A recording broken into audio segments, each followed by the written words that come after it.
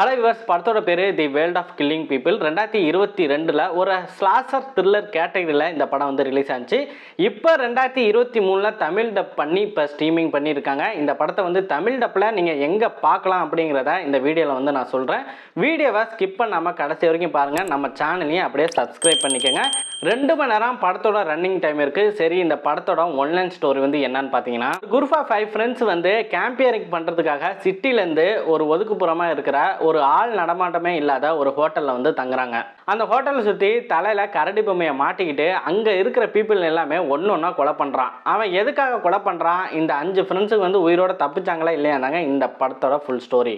இந்த படம் என்னோட கேட்டகரியில் பார்த்தீங்கன்னா இது ஒரு ட்ரை ஹிட் தான். இந்த படத்தை நீங்கள் பார்க்குறதுக்கு கொஞ்சம் முயற்சி பண்ணலாம்.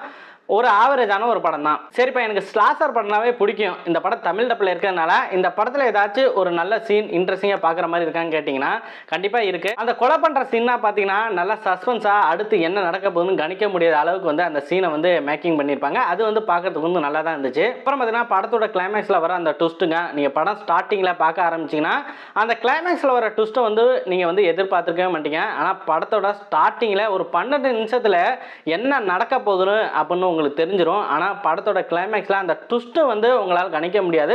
ஸோ அந்த விதத்தில் வந்து ஸ்க்ரீன் பிளே வந்து கொஞ்சம் நீட்டாக பண்ணியிருந்தாங்க. டெக்னிக்கல் டீமை பொறுத்த வரைக்கும் பார்த்தீங்கன்னா படத்தோட ஓவரால் சவுண்ட் டிசைனிங் நல்லா இருக்குது. சினிமோட்டோகிராஃபி ரொம்ப நல்லா பண்ணியிருந்தாங்க. அந்த காஸ்டியூம் நல்லா பண்ணியிருந்தாங்க. அந்த கொலை பண்ணுற சீன் மேக்கிங்னா பார்த்தீங்கன்னா சூப்பராக வந்து கோரியோகிராஃப் பண்ணியிருந்தாங்க. நல்லா இருந்துச்சு. பார்த்தீங்கன்னா உங்களுக்கு கொஞ்சம் வந்து போர் அடிக்கும். தமிழ் டப்பிங்கை பொறுத்த வரைக்கும் நல்லா பண்ணியிருக்காங்கன்னு கேட்டிங்கன்னா ஒவ்வொரு வாய்ஸுமே நல்லா தான் பண்ணியிருக்காங்க. டைலாக்னா கேட்கறதுக்கு நல்லா இருக்குது. ஆனால் ஒரு க்ளோஸ் அப் ஷாட் வைக்கிறப்ப அந்த டைலாக் வந்து அவங்க பேசுறதுக்கும் டைலாக்கு கொஞ்சம் வந்து டிலே ஆகுது. அது வந்து க்ளோஸ் அப் ஷாட்டில் காட்டுறப்ப மட்டும்தான் அது உங்களுக்கு தோணும் டிலே ஆகுது அப்படிங்கிறத நீங்கள் தெரிஞ்சுக்குவீங்க. அதை கண்டுபிடிக்கிற மாதிரி தான் அவங்க பண்ணியிருக்காங்க. மற்றபடினா தமிழ் டப்பிங்கை பொறுத்த வரைக்கும் நல்லா தான் பண்ணியிருக்காங்க.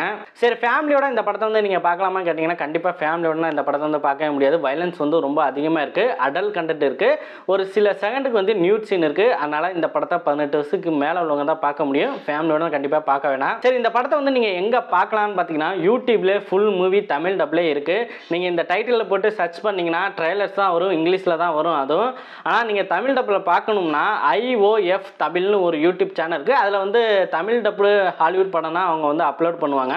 ஆனால் டைட்டில் வந்து தேங்க்ஸ் கிவிங்னு டைட்டில் மென்ஷன் பண்ணி இந்த படத்தை வந்து வச்சிருக்காங்க. ஸோ நீங்க தமிழில் பார்த்துட்டு அதுக்கப்புறம் போயிட்டு நீங்க பாருங்க. இல்லைனா இந்த படத்தோட ட்ரெய்லரை பார்த்துட்டு உங்களுக்கு பார்க்கணும்னு தோணுச்சுன்னா இந்த படத்தை வந்து நீங்க போய் தாராளமாக பார்க்கலாம்.